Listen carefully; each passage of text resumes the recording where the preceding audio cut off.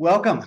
Welcome everyone to the 2023 annual meeting for the Harris Center, the 53rd annual meeting. And as many of you know, the annual meeting is really a celebration. It's a celebration of the Harris Center family in total. So I'm thinking of supporters, I'm thinking of staff, I'm thinking of volunteers, I'm thinking of participants in all of our programs. And all of those people coming together really propel this small little nonprofit in Hancock into something that punches way above its weight in terms of how much of an impact we have on the region and how much of an impact we have far beyond, especially in terms of our education programs. So thank you all for being part of that, and thanks for coming to the annual meeting. With that, I'm going to introduce Michael George, who's the current board chair, just to talk about some transitions in the board that happen every year about this time. Thank you. Thank you, Jeremy. To get this photograph, Phil Brown stood on top of a 4-foot step ladder and stretched out a selfie stick and peered into the entrance hole of a Kestrel box. It's not the greatest photograph, but you get the point. Inside was a mother brooding 5 eggs.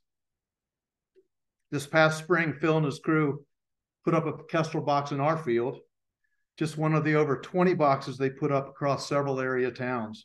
Within just a few days, a nesting pair of kestrels moved in. They laid 5 eggs, and soon after, they ended up fledging 4 healthy chicks, the next generation.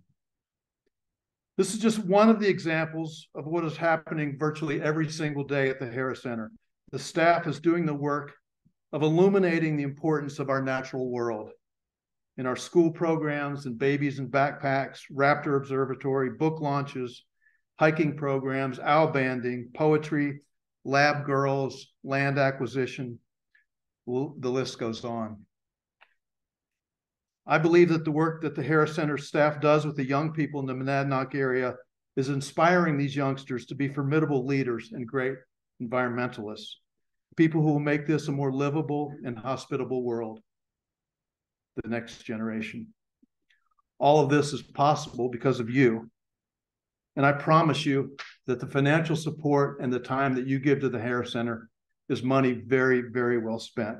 So thank you, all of you supporters of the Harris Center. I appreciate you being here. So the business meeting, very, very quick.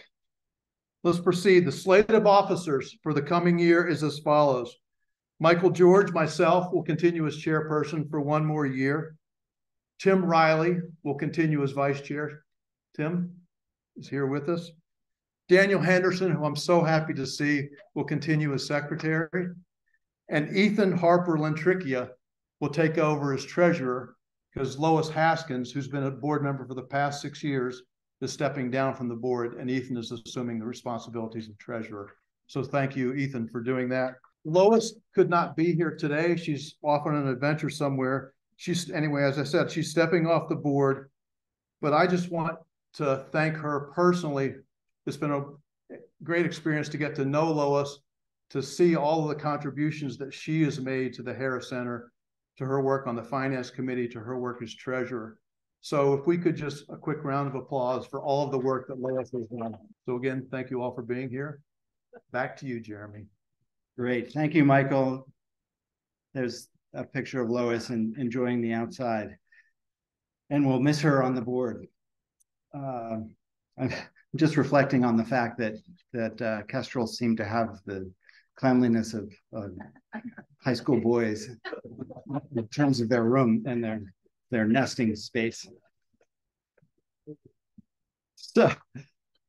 So just a few quick staff recognitions. The first of these is really recognizing some new staff members this year. We've had some transitions in terms of retirements. We've had some transitions in terms of new staff positions opening up. But just quickly going through some of our changes this year. So we have Jasmina Creamer McNeil, who is doing she's a teacher naturalist, and she's working in our preschool programs throughout the area and some after-school programs, and she's been a huge help with camp, both the winter camp and the summer vacation camp.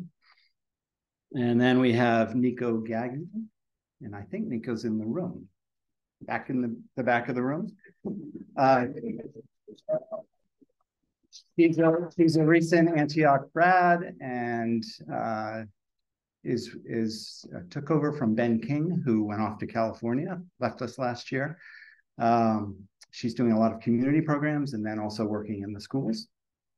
And then two others, Audrey Dunn came on Audrey moved from North Carolina and she started in January of last year. Yes. She stayed. She said, I thought there'd be snow, but I didn't know that it would stay. Or something like that. She's our new communications manager, and you may have noticed in all of our different kinds of communication that she's added a lot of energy to what we do in that way. And then finally, Amy Fackelman joined the staff in July of this year, taking over the development manager position from Lisa Murray. And Amy's been a great addition to the staff so far. Amy's in the back of the Great. So that's the new staff. And then we have some, we try to honor staff for every 5-year anniversary. And so Margaret Baker, who has been with us for 10 years, hard to believe. Margaret does all of our graphics. So the annual report that you're looking at is a perfect example of the kind of work that Margaret puts together for us, just to really make what we do come to life or sing in a publication like that. So thank you for 10 years, Margaret.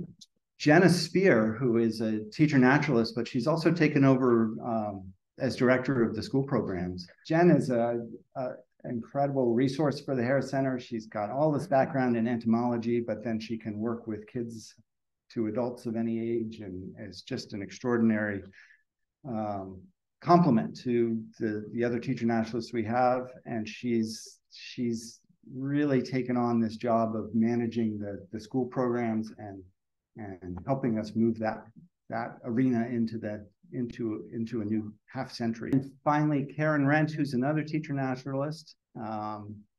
He started working with us 5 years ago and works closely with Jenna she's the assistant manager of the school program, and so does a lot of behind the scenes work on making all of that run smoothly. I want to just send a special thank you out to all of you and all of the supporters out there in the region who have become part of our Bobcats Forever Legacy Society. So this is the Planned Giving program here at the Harris Center. And it's an extraordinary program in the sense of just how generous people have been and how much growth that's allowed the Harris Center to have happen. And I want to thank all those people who have been involved, the Bobcats Forever. We have a wonderful board out front that lists all the people who have been involved in it or who have passed on so far that were Bobcats Forever. But I just want to thank anyone who's thinking about Bobcats Forever or who's part of the Bobcats Forever Society, because it really has allowed this organization to thrive. And so thank you. Okay, and now Janet Altobello is going to present the Educator of the Year Award. I've been carrying this around, and this is the beginning of my little talk about Tina Carroll, our Teacher of the Year. So there are 15 brightly colored, lightweight nylon backpacks lined up on a wall of coat hooks in Tina's 1st and 2nd grade classroom. Inside each pack is a nature observation journal, a hand-sewn roll of colored pencils, and a bandana for each child to use as a stage to display their discoveries. There are also 15 zippered pouches with outdoor math supplies, tape measures, thermometers, calipers, tweezers, and a hand lens. The youngest children at Temple Elementary School are growing more and more comfortable using their tools to measure leaves, to measure snow depth, animal tracks, and the diameter of their special tree friend. During their 2 years with Tina as their teacher, These lucky children are developing and deepening their connection with nearby nature, following Tina's example of wonder, enthusiasm, and gratitude. I will always remember late last winter when Tina declared, "My students used to rush around outside, and now they meander. They notice more, they wonder more, they stay with their curiosity and investigate what they find interesting. Yay." When I visited Tina one afternoon this week, she told me, "They aren't meandering yet." But it's only the 32nd day of school. And she added, "They will meander." She added that right now they spend 20 minutes outside for lessons 3 days a week. I said, "Wow." She said, "They're working up to being outside 5 days a week for longer expeditions in nearby nature." I knew that from watching Tina for the past few years. We're thrilled to recognize Tina Peralt as the 2023 Harris Center Educator of the Year. Each year, the Harris Center School Program staff select one exceptional teacher out of 125 amazing teachers with whom we collaborate. Tina has participated in the Harris Center's professional development offerings for the past 6 years. 2 years ago, we asked her to co-teach with us during one day of our summer teacher retreat. This year, she'll be presenting her work to other teachers in the Harris Center's partner schools through our new Teacher Talks series. Tina was also a recipient of a Harris Center mini grant to purchase supplies for her outdoor learning projects. There's a display table in the hall between the 2 bathrooms where you can see some of Tina's projects and her students' work. Now, in her 31st year of teaching, today we celebrate Tina's wisdom, her imagination, her accomplishments with the 2023 Harris Center Educator of the Year Award. Here's to Tina and the art of meandering. So I'm Phil Brown, and I'm proud to present the Lori Bryan Partnership Award to Maria Colby and Wings of the Dawn. The Wings of the Dawn Wildlife Rehabilitation Center and Bird Sanctuary is a nonprofit organization based in Henniker, New Hampshire. Maria started with Wings over 35 years ago and remains a volunteer and its longtime director. Each year, Maria and her team of volunteers treats hundreds of wild birds, actually thousands, she just corrected me, mammals, reptiles, and more, providing shelter, food, medicine, and sometimes long-term care with the ultimate goal of rehabilitation into the wilds. Remarkably, Maria is available 24/7 for these birds and animals in need, and she rarely takes time off. In her humble words, "It is hard work and it's never ending." Upon bringing a raptor to Wings, you're often greeted by Maria in her own kitchen, which connects seamlessly to the rest of her world, where shrieking hawks, bill-clicking owls, and various mammals vocalize from. Maria's husband, Wayne, has been by her side for over 50 years. There he is, and has built most of the flight cages and structures, which comprises a good chunk of their backyard. It's quite a facility, and it's a labor of love, clearly. Some of the more high-profile animals that Wings has taken in include bobcats, owls, bald eagles, and common loons, one of which Brett Thielen brought to Maria from Lake Scatutucky a couple years ago. And it was ultimately rehabilitated by Maria and released, like so many other fortunate birds. During the raptor fledging season, numerous American kestrels, broad-winged hawks, and bald eagles come into her care. According to Maria, about 60% of wildlife in her care gets released, giving them a second chance at life in the wild. So that's a pretty remarkable number of birds and animals that would otherwise not have a second chance. No such spectacle is more enthralling than witnessing the annual raptor release atop the Harris Center's Pac-Monadnock Raptor Observatory, in which Maria and her volunteers transport, present, and release several rehabilitated birds of prey. It's truly a moving spectacle to see these birds up close on Maria's gloved hand, and a chance for people of all ages, kids and adults alike, to connect with these symbols of the wild. The awed looks on the faces of the children, especially, are always a highlight for me, and a real visible sign of the Harris Center's impact and that of which Maria enables. This year, a juvenile broodwing hawk from the Super Sanctuary land was among the 4 released birds in September. Each individual comes with its own story, and Maria knows those stories and keeps us informed about all of them. So somehow she is able to keep it straight when a lot of these birds look alike in the hand. Harris Center staff, volunteers, and supporters have transported and referred to Maria innumerable injured and sick wildlife over the years.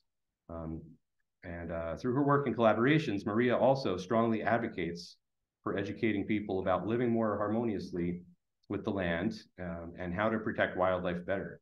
She educates about our impacts on birds and mammals, including on hot topics such as rodenticides, which is a big issue now, outdoor cats and collisions. And she takes interested students under her wing as well. Community Programs Director Susie Spickle shared the following statement about Maria's commitment to education. Many years ago, Maria would supply barred owls for our Owl Moon program, where every single second grade classroom in Conval would come to the Harris Center to learn about owls and go owling. She would loan us barred owls for this program that we would present to the group. Once we even had a saw-whet too. So that was, I'm sure that was really special for all those kids. So in recognition of Maria's energy and her long-term dedication, her long-standing work helping the region's injured and sick wildlife, and her efforts through education and outreach to inspire others to better steward the natural world, the Harris Center and I are proud to present the Lori Bryan Partnership Award to Maria Colby and Wings of the Dawn. I just want to say thank you very much for this partnership award. The Harris Center has always been a soft spot in my heart. I have released, I just learned from Susie that you guys have seen the bobcat that I released here, the one-eared bobcat.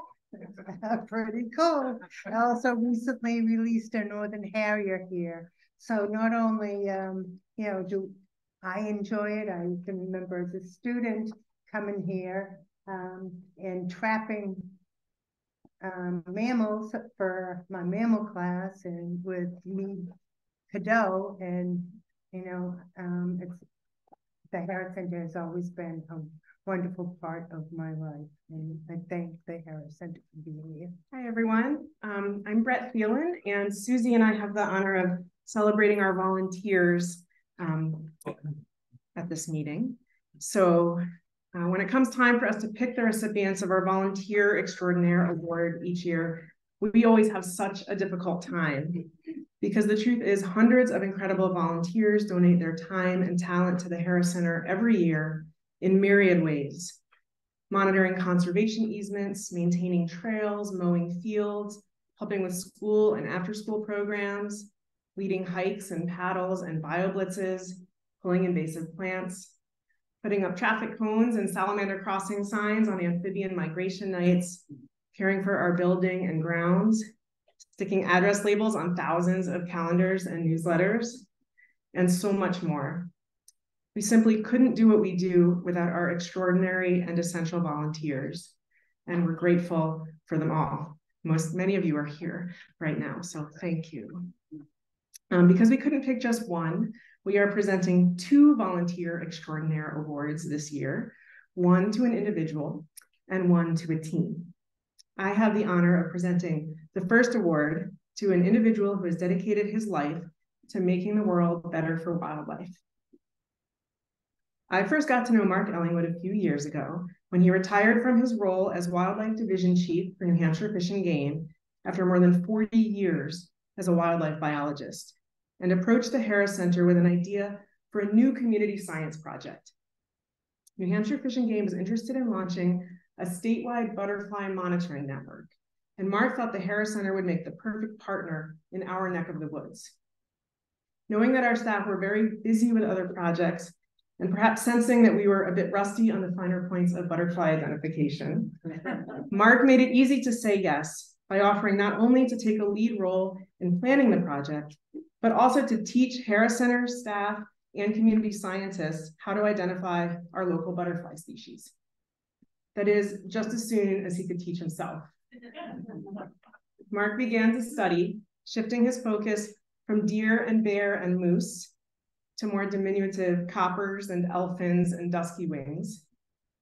Once he got his wings under him, our new Super Sanctuary Butterfly Club met monthly, first via Zoom and then in the field, welcomed and guided by Mark at every step. Mark shared his expertise with humility, true generosity of spirit, and his signature wit. His close observation and appreciation for even the tiniest tailed blue inspired us all. This July, thanks to Mark's efforts over the past several years, we successfully completed our second annual Super Sanctuary Butterfly Count, and we're eagerly awaiting our next count in 2024. Mark's contributions to our butterfly project are considerable, but he didn't stop there. He was also instrumental in getting our new Kestrel nest box project off the ground. Literally, as some of you know, these boxes have to be hoisted in the air and put up on poles. Mark transported and stored nest box materials and equipment in his barn, hosted 2 volunteer work days to assemble the boxes, and assisted with installation and monitoring of several boxes. In the project's first full year, we built and installed 21 nest boxes in high priority habitat throughout the Monadnock region. As a result of these efforts, 17 new Kestrel chicks entered the world. Phil Brown, who leads the Kestrel project, called Mark a natural collaborator and said that Mark's commitment to this project has been a big part of its early success. In addition, his leadership, creativity, and positive attitude made for an excellent experience for all those around him. So on behalf of all of us at the Harris Center and the kestrels and the butterflies and all the other wildlife that Mark has helped along the way, we express our deepest gratitude. Well, thank you very much, everyone at the Harris Center. It's a real honor. And I just say the irony is Brett spoke so kindly, and my thoughts was that I've done something that enhances my life, my family's life, the conservation of the region, and I get a applause for having done so. It was obviously a very easy thing to do. The Harris Center is a wonderful organization, and Brett and Phil and Susie and Miles and all the other staff who are so welcoming and so hardworking, dedicated, made it very easy for me to spend time to my personal benefit with such a wonderful partnership. So thank you very much, everyone. I appreciate it very much. Hi, everybody. I have the honor today with all of you present and honoring a group of volunteers who aren't afraid to get their hands dirty and who know how to transform a forgotten and abandoned old pool into something that hums with life. They have donated hours of their time, sweat, and probably a little bit of blood, giving tender care and their gardening passion to the center's pollinator garden, our garden dedicated to our native bees, butterflies, bugs, and birds. Since 2014, when the Caswell Family Foundation gave us the initial funding to transform an old in-ground pool into a vibrant garden of blooms for wild pollinators, many of these same women have been hard at work tending to these plants, weeding, lugging mulch, deadheading, did I mention weeding? Replanting, watering, and weeding. I think I mentioned weeding already. They made a spot not only delectable to the likes of swallowtail butterflies, common bumblebees, orchard bees, mason bees, and many, many more, but they created a spot that we humans are drawn to like, well, bees to a flower. This beautiful and transformed garden is a testament to the power, knowledge, and aesthetic of these amazing women. To me, this one little spot that was once a forgotten and abandoned area is now made not only beautiful, but also delicious and sustaining to the dear pollinators of our world. All of this by the handiwork of 6 strong women. It is magic. The magic of giving, volunteering, and the power of real work. So today, please honor with me Michelle Cohey, Sarah Dowse, Jean Gavados, Allison Rossiter, Mary Siebert, and Francie Von Merton. We thank you and celebrate you. I talked with Maria Colby before, and then Mark said the same thing. Aren't we lucky?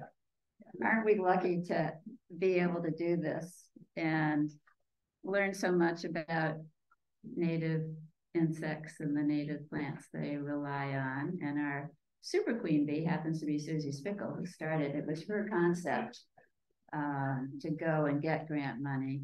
The old pool kind of filled in so kids wouldn't fall into it. And now it's quite the pollinator garden, and we're learning a lot. And Susie's quite ambitious for the year ahead in terms of educational programs. So come on along. We're up to the keynote speaker. We're moving right along. This is very exciting. I'm gonna put my glasses on. Okay, what a privilege I have today to introduce our keynote, Matt Meyers Boulton, and his talk on the natural history of wonder. You are all in for a treat today. Take it from me because I have Matt's reviews from the many courses he has taught for the Harris Center. And here's what people have to say about him. He's inspiring, he's charming, he's engaging, he's insightful, and scholarly, but down to earth. Matt Meyers Boulton is no slouch. He holds a master's in divinity from Harvard and a PhD in theology from the University of Chicago. He has been a professor at the Harvard Divinity School and seminaries across New England and the Midwest.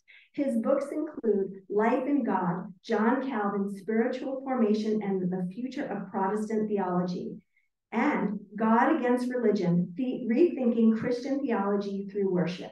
His writings focus on the simultaneous blessings and pitfalls of religion, the role of the spiritual practices in human life, and the ways Christianity and other religions can be resources for confronting environmental crises, including climate change and the biodiversity collapse. Many of us in the Monadnock region know Matt as an educator and speaker, catching his talks at places like the Harris Center, Cheshire Academy for Lifelong Learning, and the Monadnock Regional Natural History Conference. His talks frequently bring together the sciences and the humanities. He is currently writing a book on walking, as well as a related project on seeing the cosmos through the lens of one single American town, and in this case, it's Keene, New Hampshire, where he lives on the slopes of Beach Hill. Matt is a storyteller, and this is evident in his most recent work as one of the creative directors of SALT Project, an Emmy-winning nonprofit film production company that he runs with his wife and partner in life, Liz. SALT has won 5 regional Emmys and counting. A short list of some of SALT's clients include the Barack Obama Foundation, Maria Shriver's Women's Alzheimer Movement, PBS, Oprah Winfrey's Own Network, New York Times bestselling author Cy Montgomery, and the Little Old Harris Center. How many of you have seen that beautiful and charming award-winning film Night Songs, which features our very own Eric Masterson? So good. Or maybe you have watched the provocative and lush film Rearranging Skin, A Love Letter to the World, a movie that the Harris Center helped produce about the art of taxidermy. If you haven't seen these, I encourage you to look on our YouTube channel where you can find both of these films. This afternoon, get ready to get inspired with Matt, who will remind us about wonder and how it opens our heart with the power of transforming the everyday and connecting us to each other and the world around us. Matthew Meyers Boulton. Well, this has been fun so far, but you guys ready for some more fun? We're going to dive in. This is a natural history of wonder. What I'm going to do is take as my subject the excellence of the Harris Center. That really is the sort of heart of the talk, but I'm going to be doing it in maybe a surprising way. I want to say thank you so much for the invitation. Thanks for the kind introduction. Thanks for all the work that goes into a meeting like this. So could we give the staff a round of applause? Okay, Jeremy's already told you there's a lot of slides, but they go quick. So here we go. Buckle up. We're going to start with this deceptively simple question. What is the Harris Center? Now, we might have ready-to-hand answers like pillar of the community or effectively run nonprofit, or you might read the mission statement on the website. But I want to give a different answer or propose a different answer for our consideration today. This is a kind of wonderland. If you look closely, you'll see one of the earliest depictions of Harris cat. There he is. You can zoom in closely to that book cover. It's a wonderland. It's also a chocolate factory or a factory of delights. It is also a school of wizardry and magic. In other words, the Harris Center is a place, a workshop, an academy of wonder. What I submit to you, what I'll argue today, is that the closer we get to wonder and understanding what wonder is, the closer we get to the essence of this place. And here's the added benefit: the closer we get to something that is at the heart of being human. So that's how we'll spend the next 20, 25 minutes or so, is getting closer to the heart of this place and what it means to be human. Einstein was not wrong when he said that the most beautiful thing we can experience is the mysterious, the wondrous, the astonishing. It is the source of all true art and science. Let me read that sentence again. It is the source of all true art and science. He or she to whom the emotion is a stranger, who can no longer pause to wonder and stand wrapped in awe, is as good as dead. Their eyes are closed. Alice Walker was not wrong to say, I think the foundation of everything in my life is wonder. Mary Oliver, the poet from Provincetown, was not wrong when she wrote in a poem, a beloved poem, when it's over, I want to say that all my life I was a bride married to amazement. Rachel Carson was not wrong. Rachel Carson, of course, the author of Silent Spring, which kicks off the modern environmental movement or helps to do so. But she was a famous writer by that point, right? She wrote about, her passion was the sea. That's what she wrote about, was the sea. And she was sometimes criticized by some male critics for, well, you know, the science in there is pretty good, but there's a lot of poetry, you know, a lot of sentimentality in there.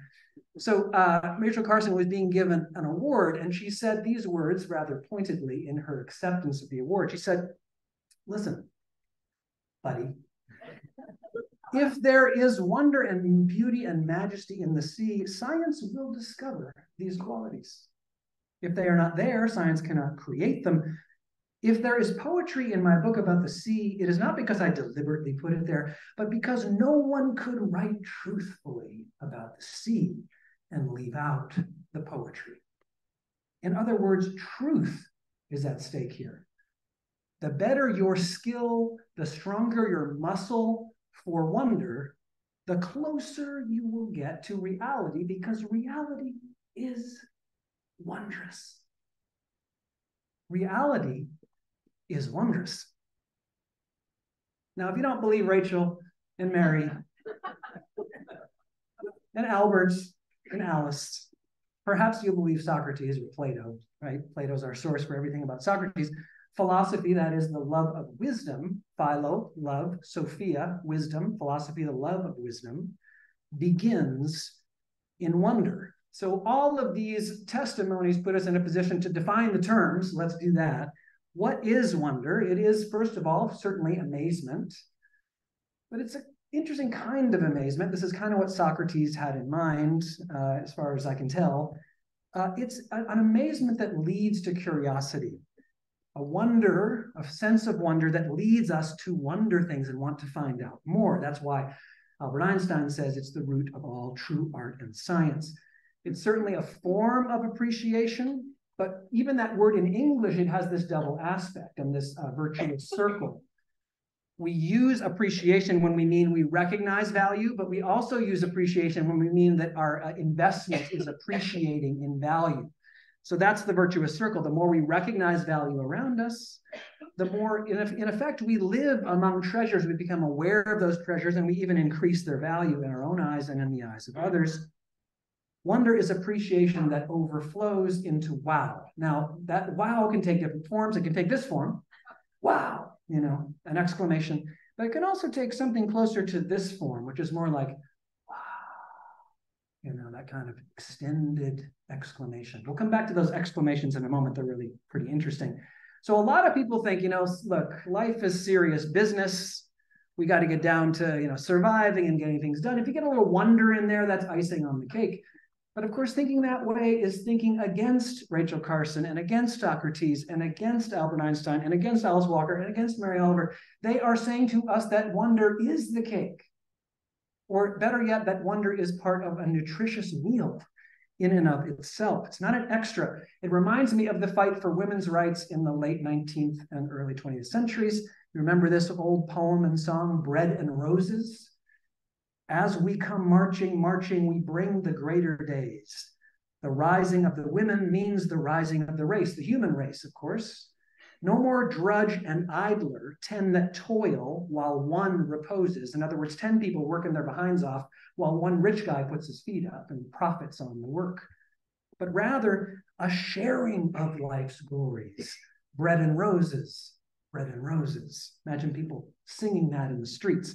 So roses here being a symbol for the delights of life, the wondrous things of life. Yes, we need bread, but don't just give me bread. Give me bread and roses, and not roses for the sake of bread, but the other way around. So bread for the sake of roses.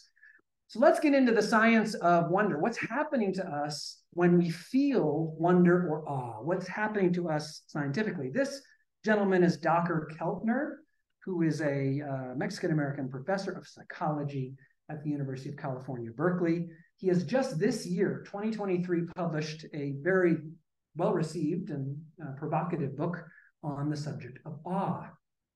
We've heard the term wonder and awe already several times, either directly, explicitly, or implied in this meeting. This is the new science of everyday wonder and how it can transform your life from Dr. Keltner. So how he defines awe is as follows. Awe is the feeling of being in the presence of something vast that transcends your current understanding. What he means by vast, he certainly means big, but he also means, I mean, you can feel awe about the subatomic realm, right, of quantum mechanics, or the life of algae, or the life of the cell or group of cells. So vast can be all different kinds of scales. You can feel awe about various types of size. So there's he did 2,600 interviews across cultures, across geographies, about people's experiences of awe and wonder. And he collected the findings under 8 buckets, or he sort of discovered these 8 buckets. This is how he organized the data. These are places in our lives, human life across cultures and geographies, for where wonder occurs to us. So moral beauty, that means courage, kindness. When we hear about someone else's courage or kindness, we often feel wonder. It's actually one of the largest areas of the data set. It's one of the most common causes of wonder in our lives, according to this research. Collective effervescence, so that means, you know, you're together at the symphony, or you're together at a rock concert, or you're together at an annual meeting, best of all, right? You can feel, but really right now, you can feel the crackle in the room, right? Just the fact that we're together and the fact that we're doing something that we care about together, that's collective effervescence, a term from anthropology. Nature, no surprise, as a source of wonder. Music, art and visual design, spirituality and religion, life and death, that is the experience of birth and death, one's own or the encounter of someone close to us who has died or has been born. And then finally, big ideas and epiphanies. Now, we might think that the Harris Center's contribution is right here, right? Nature. That's where we get one of the sources of wonder, but hold on a second. Conserving land for future generations and for our brothers and sisters who may be human or otherwise is an act of moral beauty, right? Somebody said, right? Right? Collective effervescence. We're experiencing it right now, but there's so many examples of that in the Harris Center's programming. Nature, of course, the music of birdsong, the art and architecture of this beautiful room. For many people who are coming from a tradition of faith, this place resonates with those values very much. What better way to engage with the world of life and death, how life goes into death and death goes into life, than a walk in the woods right outside these doors. And of course, the big ideas and epiphanies, including those from Dr. Keltner today. We'll move on to some of those big ideas, but just to note in passing, the Harris Center runs the table on all 8 buckets. This is one of the reasons why it's such a special place, because there's so much wonder bubbling up here in so many different ways. Okay, so back to these big ideas and epiphanies. What does awe do neurologically? The research shows so far, it's a relatively young field, but what it shows is that one thing that happens is that you have something called, or at least the experts call, a default mode network in your brain. It's what you use to make your breakfast, make your appointments, get to the annual meeting on time, right? It has to do with, you know, you yourself, you as an individual. It's egocentric in that sense. The ego is not a bad thing. We all need egos. but this is the network of the brain that we use when we're asserting ourselves and doing the things that we need to do as a self. This network quiets down when we have an experience of awe or wonder, so the research shows. What Keltner calls this is the vanishing or the smaller self, a smaller sense of self, a bigger sense of the world. We might summarize this as a reconfigured relationship or sense of where you fit into the larger picture and where the larger picture fits in to your life. That's one of the things that happens during awe. On the other hand, another thing goes on, which is often categorized as pro-social. So experiences of awe and wonder, according to the research, and we can talk when we mingle, if you want to know more about the kinds of experiments that they do, or better yet, you can buy the book. I have no stock in the book. You can buy the book on awe. But what these experiments were really ingeniously designed to measure is what kinds of capacities change, what kinds of tendencies change after we experience awe, or in the midst of those experiences of awe. We tend to be more social, more inclined toward others, more thoughtful about others, more able, this is an interesting one, more able to pick out complex interconnections in a complex system, more able to notice those connections, more generous. There's one study where they actually gave people an experience of awe and then gave them $100 and asked them how much of that $100 are they willing to give away. They tend to want to give away more if they've had an experience of awe versus whether they've had an experience of a hallway with, fluorescent lighting or something like that. Something not very interesting or awesome. So you can see where Keltner's headed here. But before we get to his conclusions, we should talk about the physical experience of awe, right? Some of us will tear up when we experience awe. You're not sad. You're not exactly happy. It's a little bit different than happiness, but you tear up when you experience wonder. At least sometimes you do, or sometimes some people do. Chills, so the hair stands up on the back of your neck. You get goosebumps. Why? Why would you get goosebumps when you experience something wondrous? And then you say stuff. Now, this is really interesting. It turns out that cross cultures, we make similar sounds when we are experiencing awe and wonder. Wow, wah, ah. The eyebrows go up, the jaw goes down, this kind of ah sound, and it's interculturally recognizable. In other words, mental states and emotions are culturally inflected. So sometimes you have a hard time telling what a person from a Maasai culture or an Irish culture or a Japanese culture or whatever, Hancock culture, right? We don't always know across culture what we're feeling. But two exceptions to that. One is fear. We know what a scream means across cultures. And the other, interestingly, is awe. This eyebrows up, jaw down, wow, wow. That is recognizable across cultures, which suggests to Keltner that this stuff goes deep. Fear and awe go deep. Fear and wonder. And for me, that's it. That's the whole ballgame. Every fork in the road, think of the forks in the road that we come to, where we have the opportunity to go the direction of fear, scarcity, adversarial thinking, or the direction of wonder, pro-social, collaborative thinking. Now you can see where he's headed. He's saying that awe it helps us to be together and act together and do things together. Here's Jane Goodall, and she helps us think a little bit about evolution and really why we might have evolved awe in the first place. Has anybody come across these waterfall displays? This is a chimpanzee behavior. If you haven't seen it before, just hop on, Google and say Jane Goodall waterfall displays. Chimps react to waterfalls in a fascinating way. They get engaged by the waterfall. They get excited by the waterfall. They want to go in it. They want to swing across it. They actually get inside the waterfall and push rocks down it to kind of participate in it. And then they quiet down and sit by the stream side and look at the waterfall for 10, 15, 20 minutes. What looks to us like contemplating the waterfall, watching where the water goes downstream. Now, Goodall says, yeah, how can we help but think that this is a chimpanzee form of wonder? But it sharpens the question in any case, why did we evolve to feel this way, to get these goosebumps, to not only experience wonder, but to pursue it, right? Think about it. When you get your needs met, what do you pursue? A lot of our time is spent pursuing wonder, whether it's through music or through art or through the natural world. Why is that? Why would we evolve in that way?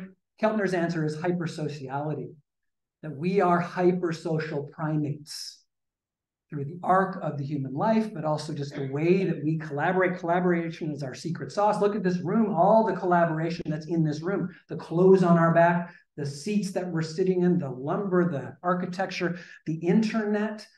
Tens of thousands of people made this meeting possible. This is a mind-bogglingly collaborative moment that we're all experiencing. And of course, these kinds of collaborations are happening all over the world all the time. Maybe awe and wonder helps us to do those kinds of collaborations, those kinds of workings together, getting caught up in a larger project and being excited to do it and give your time and energy to it. So to survive and thrive, we need a blend of pro-self and pro-social capacities, an I and a we. The tears, the chills, the whoa, those are social signals. You can't see the hair on the back of someone's head, that's true, but almost every time, I've noticed this since I've read this book, that when somebody gets chills, they often say, oh, I'm getting chills. You ever notice that? So it's kind of a social thing. Tears are certainly a social cue. And obviously, whoa, wow is a social cue. So we catch each other's wonder, we catch each other's cold, and it actually helps us to connect. So here's the point. Wonder and awe, according to this evolutionary argument, it may be part of the kind of recipe for humanity to see the bigger picture, small self, big world, perceive complexity and interconnection, think and feel in terms of team and we. And when we do, we can build cathedrals. Cathedrals are a grand collaborative exercise, but also a structure to try to get people to feel wonder, right? Not only cathedrals, also cities, awesome in their own way, or national parks, a project that is driven by wonder, but also there because of, for the sake of wonder for others, right? And nations. Nations are a collaborative act, an imaginative collaborative act. And we need, at our best, we need to be swept up into the sense of this broader project so we can contribute to it. E pluribus unum, to transcend the narrow self-interest and see the broader communal interest, which always happens in our national life, right? We always see the communal interest. We never think of our narrow self-interest. In other words, this stuff can go the other way. And in fact, the willingness to sacrifice, the energy to collaborate, devote, this stuff can be turned for ill, even for evil. You know, this is Leni Riefenstahl, one of the great filmmakers who used her filmmaking skill for Nazi propaganda to inspire a sense of awe. The fascists know how to use awe. The question becomes, will we leverage the power of awe in these acts of collaborative imagination for noble purposes, for life-giving purposes, or for purposes that go the other way? This is a very powerful set of tools in human life. All right, so you ready for some awe now? Okay, so two tastes. The first is the universe. So this is the homage to Alice in Wonderland, the very big and the very small. Remember that in Alice in Wonderland? So we'll go very big first, okay? Here's a real problem with the universe. It is too big to conceptualize. The human imagination just can't do it. On the other hand, we have been gifted with the remarkable strategy of analogy or comparison. So we're going to use three models to try to give us a sense, first of all, how huge the universe is, but second of all, to try to, you know, get our arms around it. It's a kind of a dual project. You get your arms around it and you also realize you can't get your arms around it, but that's kind of the fun of wonder, right? The fun of the ignorance and the learning that happens at the same time. In 1923, this is just worthy of contemplation for just a second. 100 years ago, we thought there was one galaxy. The smartest minds, Edwin Hubble, the one for whom the telescope was named, thought there was one galaxy until he discovered that the Andromeda Nebula was not a nebula, it was a galaxy, another galaxy. That's the farthest object you can see with your naked eye in a very dark sky night. Go to a place where there's no light pollution, you can see a smudge in the sky, and that's the Andromeda Galaxy, not a nebula in our own galaxy. Today, how many galaxies do we now know, thanks to Hubble and now thanks to James Webb? Anybody know what we're up to? It is mind-boggling. Ready? Your brain turns off. 2 trillion plus galaxies. Now, you know, you got off the train, didn't you? Right? You can't picture 2 trillion. It's hard to picture even 200,000 or even 20,000 or even 1 when you're thinking about the Milky Way galaxy. It takes, you know, light's pretty fast. It takes 100,000 years for light to go from one end of the Milky Way to the other. That's just one galaxy. So now we're going to try to get our arms around how big this place is, that is the universe, with 3 models, okay? Here we go. Nice and quick. I want you to picture a 7-mile wide sphere.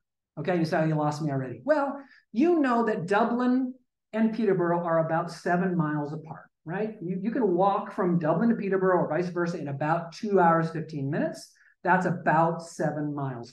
So picture a sphere that is that wide and also that tall. So just for reference, Mount Everest is 5.5 miles up from sea level. So you got to go a little higher than Mount Everest high. So picture a sphere that size. If that were the observable universe, now some people think there's so much more universe that we can't even observe, but we'll leave that for another day. So just the observable universe, the stuff we can see.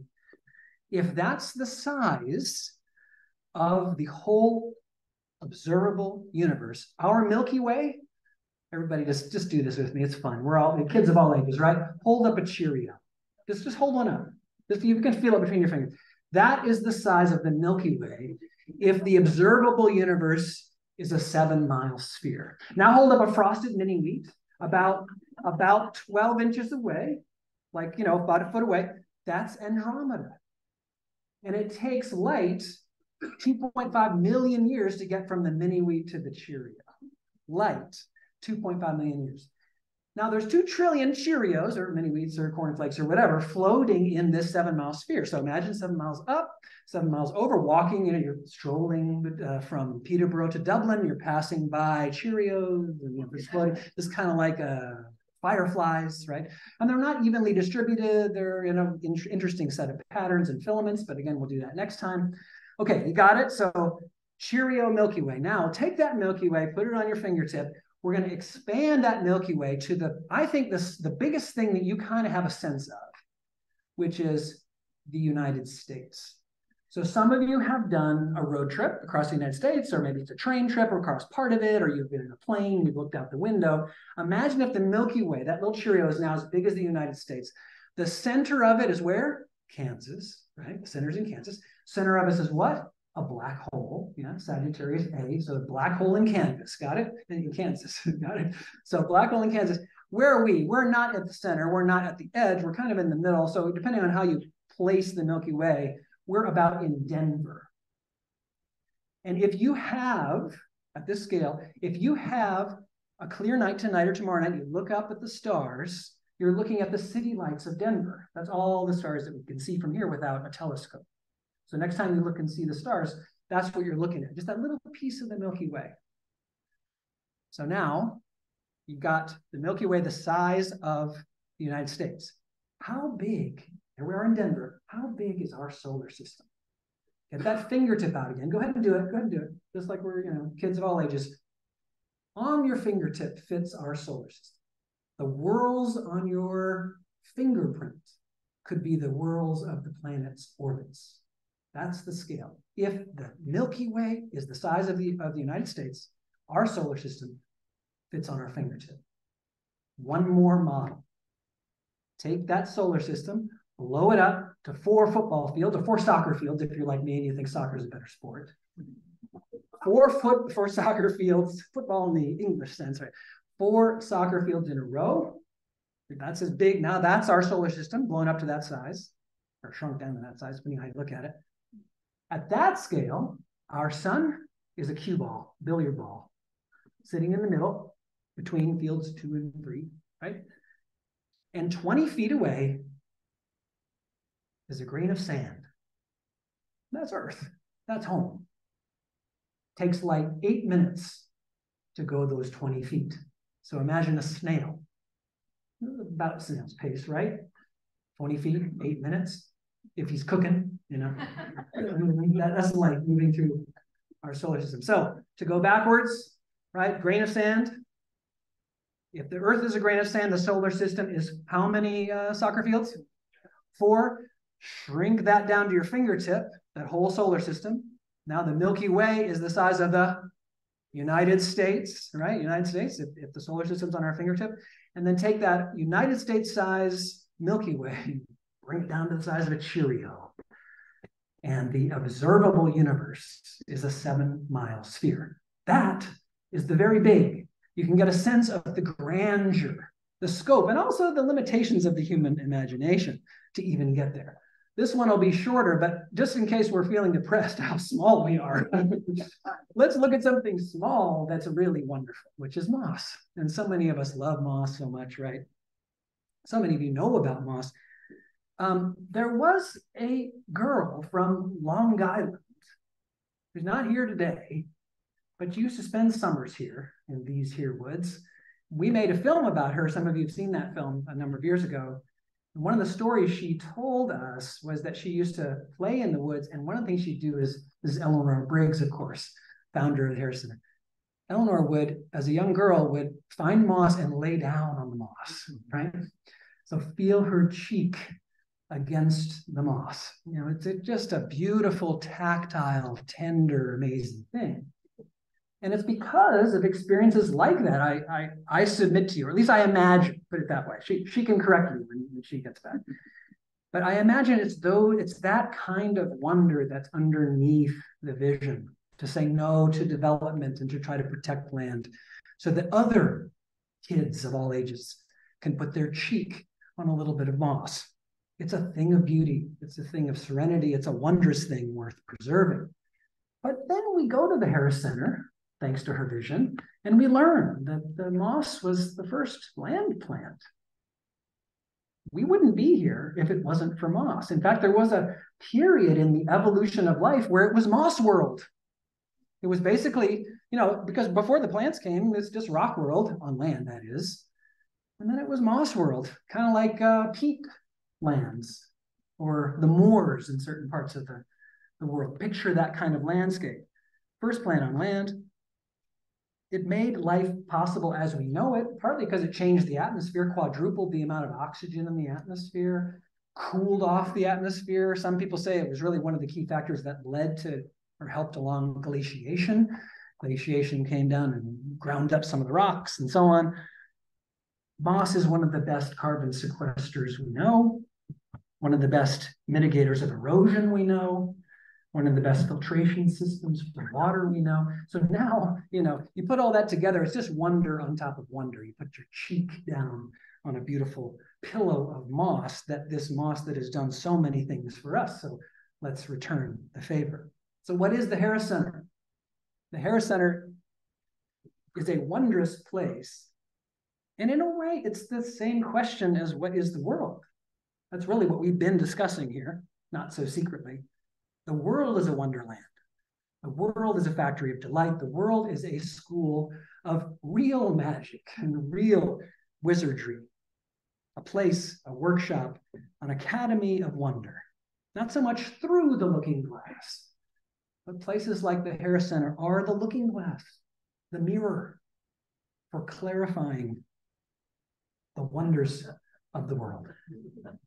I'm going to just do some highlights for the year. And for those of you who know the Harris Center or work with us or are a volunteer with us, you know that there is no summing up the Harris Center's year in 15 minutes or 5 minutes or 10 minutes, or even if I took an hour, I couldn't really do it. But the good thing is there's a publication right on your seat that can help. These are really beautifully crafted reports that describe, not all, but it gives you a smattering of what's going on at the Harris Center during a typical year and how it operates and the kind of personalities that are involved. So I please spend some time looking at that and don't rely on my highlights of the year. This is a camp picture from our summer camp. It was very exciting this year because for the first year since COVID, we were, I think, above our number of campers. So we actually exceeded our pre-COVID numbers this last year. It was an incredibly successful camp. That isn't to say that there weren't difficulties associated with the weather. That's not faked. That really filled up on their hike, apparently. That's part of the camp experience here, is that you're experiencing the goods and the bads, I guess. It's this isn't just shelter building. We've decided that the open lodge that we want to build as an outdoor learning space is too costly, so we're having the campers build it. It's going pretty slowly, but their engineering is right on.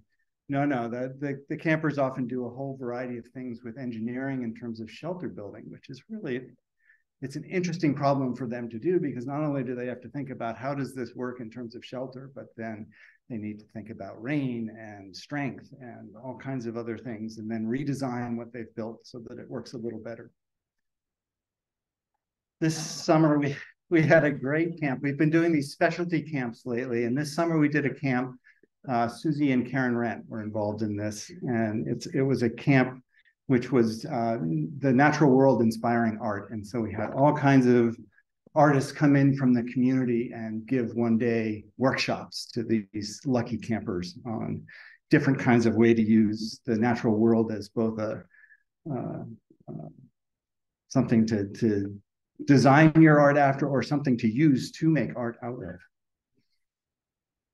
This was the, moving away from camp, this was the 10th year of our Keene State College internship program. So we've been, for the last 10 years, having 4 to 5 Keene State College undergrads as interns for a period between May and the end of June.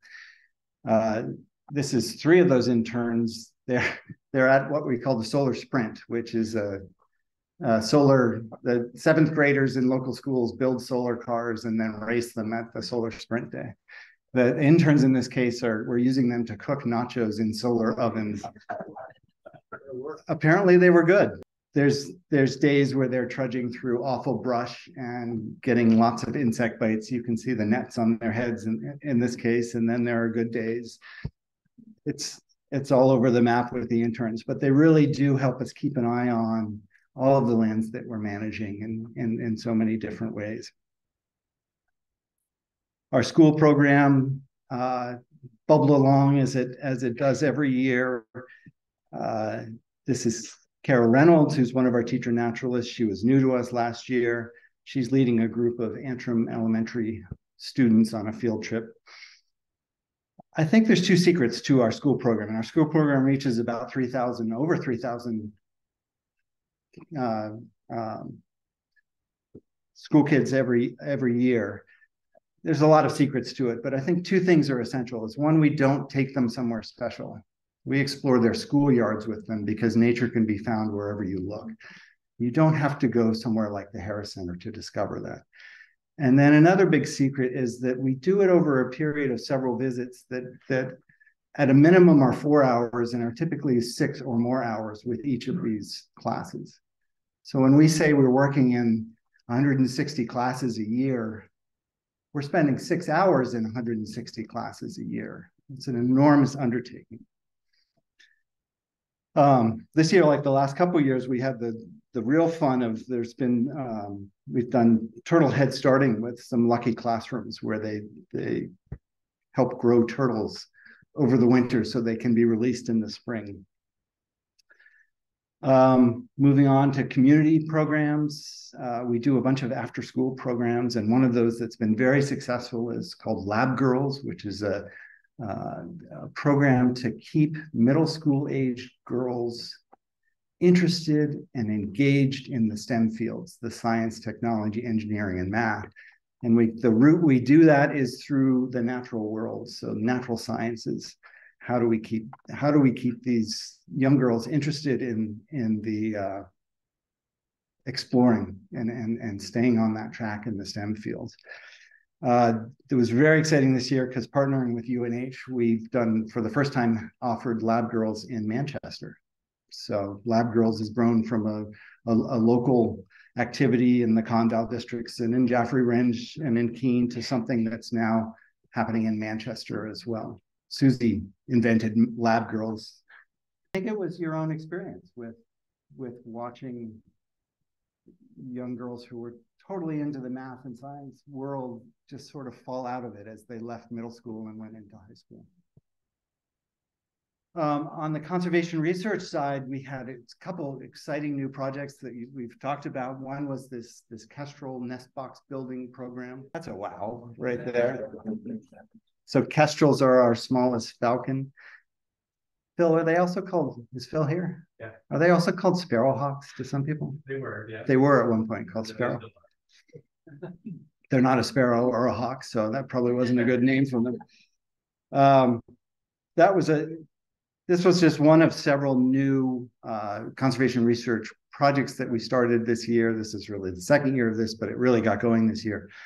That really are aimed at, in a period of global change, tracking what's happening with the natural world right around us in our region. So as all kinds of things change, from invasives to weather events to temperatures, as all of those things change, how does that interacting with our natural world that's surrounding us? Yeah, this was an amazing volunteer project in terms of building these boxes, and then this incredible success of 17 chicks and in the first year of it really going. And we're going to just build on this project from here. And a part of this is trying to provide more nesting habitat for the kestrels, but it's also to track what's going to happen to kestrel populations through time. Another project that really blossomed, I guess, last year and is again doing it this fall is the saw-whet owl banding project. So tracking our smallest owl, banding them so that we can figure out what their migration patterns are. The saw-whet owl is considered not particularly threatened right now, but it's one of those species that people are really worried about with changing winter conditions, winter habitat. It may be something that really suffers in the future. So the amazing thing about these saw-whet owls is how much wonder or awe they inspire. I was talking to one of our senior naturalists, and she had been out on an owl banding night, and she was like reinvigorated with the magic of the natural world after just participating in one of these nights with these incredible little birds. So even the people who have experienced a lot still experience awe when they are in one of those programs. Another conservation research project to mention is the Pac-Monadnock Raptor Observatory. This was its 19th year, or no, this year is its 19th year. And the season for that goes from basically the end of August through mid-November. So we still have observers up there right now counting the few that are left trickling through. But I think it was a very successful year up on the mountain. It didn't break records like last year did, but it was, I think things went well, and we had an amazing raptor release. I think there were 2 kestrels released and this hawk. Can anyone figure this out? So we're partnering with UNH and New Hampshire Fish and Game on a big game cam project that's throughout the state. But there's several cameras on Harris Center land. And this is one of the photos that came out of one of those cameras. If you ever wondered what a lightning strike looks like after it hits the woods, this is it. So this was in 7/8, so July 8th of this last summer. The camera happened to be in the right place. So we're not seeing the lightning strike itself, we're seeing the sort of combustion right afterwards. And I think it went out soon after this, but imagine if this wasn't a wet year, or if this happened in a dry spell. Anyway, what a capture there. It's a little bit like if a tree falls and no one's there to hear, does it make a sound? Well, lightning strikes do. On the land side, we had several big projects. We worked on a easement donation up at Island Pond. We worked on an easement donation around Howe Reservoir. We worked, or these are projects that actually came through. We had an easement donation in Antrim and a big one on the slope of North Pack in Peterborough. Most recently, we just closed on a property on Middle Hancock Road. It was a steep bargain sale. It's a really beautiful piece of land with a very highly ranked stream that flows through it. So land projects keep bubbling along. We just passed the 25,600 acre mark for land that's directly connected to the Harris Center. There's a lot of other projects out there that the Harris Center was involved in, but these are the ones we count. So 25,600 acres and change. We're making great progress on this idea for an open lodge, an open outdoor meeting space, an educational facility. This would be down in one of our lower parking lot down there, which in the old scheme of this estate was actually a tennis court next to the pool. The pool is now a pollinator garden. The tennis court is now a parking lot, but soon to be, we're hoping the tennis court is this open air learning space that will serve all kinds of uses. And we keep working on the plans and we're raising money for it. And it looks like it's going to happen in the near future. So big news there. So maybe next year, maybe the year after that, we'll be meeting in a very different space for the annual meeting with a lot more potential for numbers of people.